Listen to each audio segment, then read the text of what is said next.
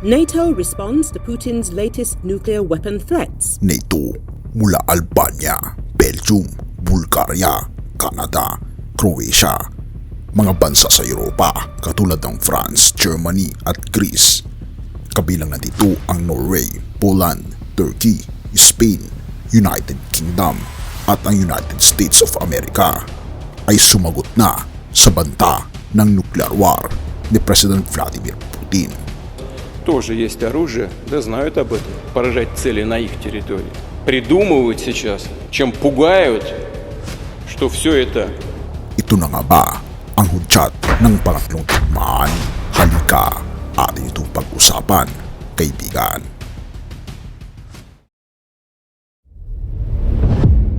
Ang NATO o North Atlantic Treaty Organization ay isang organisasyon na na-organize noong April 4, 1949. Ito ang 12 na countries na kinabibilangan ng mga bansa sa Europa, kabilang na dito ang Canada, United States at ilan sa mga bahagi sa Asia.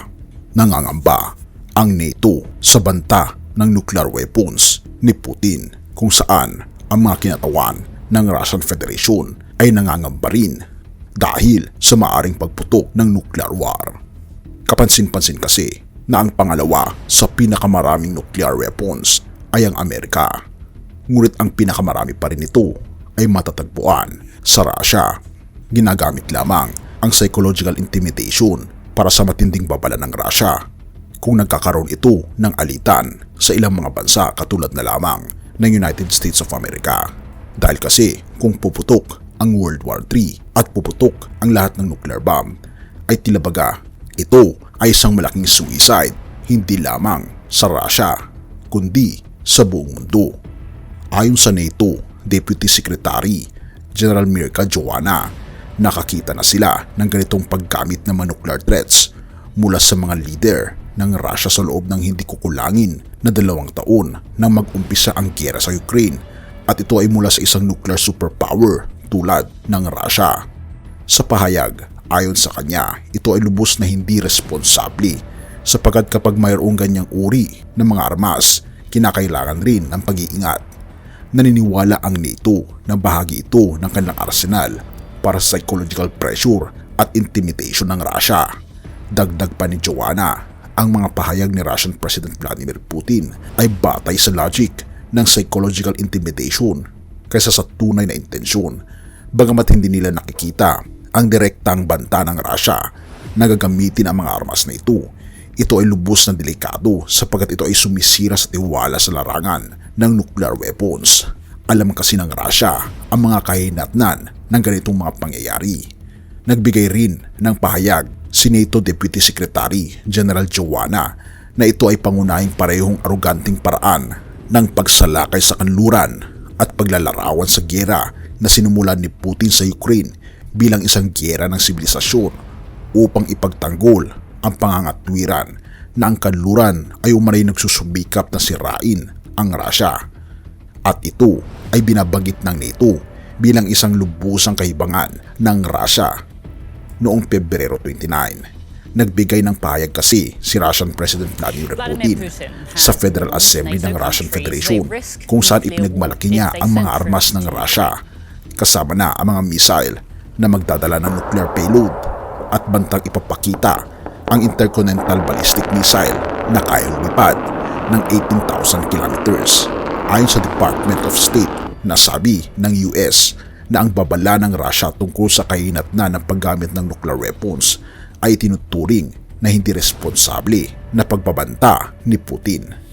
Sa kabila ng pag-aaksaya ng pwersa o dahil dito, muling nagsimula ang Russia ng isang hybrid na giyera laban sa Georgia. Ayon kay President Zurab Bishvili, ayon sa kanya, patuloy na isinasagawa ng Russia ang hybrid na giyera laban sa Georgia gamit ang lahat ng uri ng armas. Habang binabanggit ang hamon na kinaharapan ng Georgia noong 2023, binanggit ni President Bishvili ang giyera sa Ukraine at ang pagtatangkang pagyayari ng Russia dito. Bagamat hindi ito nagtagumpay na sirain ang Ukraine, ito ay nagtagumpay sa pagpapalakas ng pagkakaisa sa buong Europa. Dahil dito, o kahit na sa kabila nito, nagsimula na ang Russia ng bagong hybrid na giyera laban sa Georgia, kung saan ginagamit ang lahat ng uri ng armas. Ipinunto ni Bishville na ang plano ng Russia na gawing military base ang OAM Chiraport ay naglalayo na ilipat ang konfrontasyon sa Black Sea patungo sa kanilang territorial waters, pat lumilikha ng banta sa strategic perspective ng Black Sea. Kung matatalo ang Ukraine, mananakop ang Russia, ayon pa ito kay Pentagon Chief Lloyd Austin. Sinabi ni Austin sa pagdinig ng US House Armed Services Committee na kung matatalo ang Ukraine sa isang buong panahong giyera laban sa Russia, ang huli nito ay mapipilitang makipaglaban ang buong North Atlantic Alliance laban sa Russia. At kung talagang hindi nila matatalo ang Russia, talaga namang pati ang super weapon ng mga nuklear ay lalabas. At malamang sa malamang, alam nyo na mga kaibigan kung ano ang mangyayari. Wasak ang buong daigdig dahil sumiklab na ang World War III. Alam natin na hindi titigil si Putin sa kanyang mga adhikain na maging superpower sa buong mundo hanggat hindi ito natutupad. Patuloy siya sa pagsakop sa mga maliliit na bansa na kabilang sa alyansa ng United States of America. Isama pa dito ang puwersa ng China na siyang kaalyado ng Russia. Kaya nga naman kaibigan, tayo na maliit na bansa ay wala tayong kakayahan dahil kahit ni isang nuclear weapon ay wala tayo. Ngunit ito ang binabanggit ng banal na kasulatan.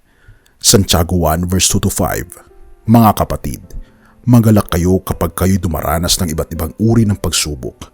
Dapat ninyong malaman na napapatatag ang ating pananampalataya sa pamamagitan ng mga pagsubok.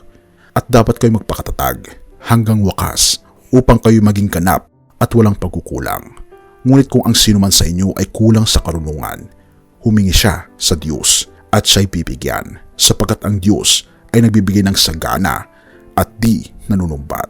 Kaibigan, kailangan natin na matinding karunungan ng banal na kasulatan, lalong higit sa mga karunungan ng mga pangako ng ating Panginoong Diyos na siyang magpapatibay ng ating pananampalataya.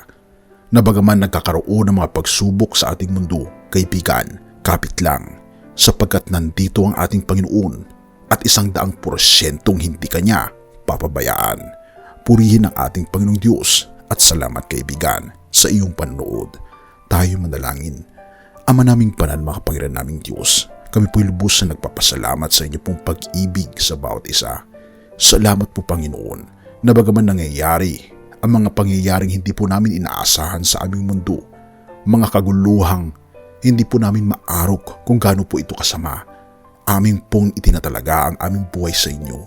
Sapagkat sa inyo po Panginoon ay may kasiguraduhan, sapagkat sa inyo Panginoon ay may katahimikan at may kasiyahan.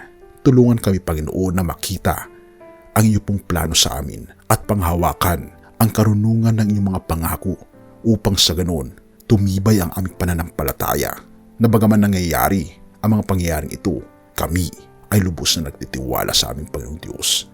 Salamat po Panginoon sa inyong pong pag-ibig sa bawat isa at salamat sa inyong grasya at salamat sa aming Panginoong Hesus na siyang nabayubay sa krus upang kami ay magkaroon ng mapayapang buhay mula ngayon at magpakailanpaman. Purihin ka o aming Panginoon Diyos at patawarin po kami sa lahat ng aming pagkukulang at pagkakasala, sapagkat ito ay aming samutiling sa matamis na pangalan ng aming Panginoon Hesus. Amen.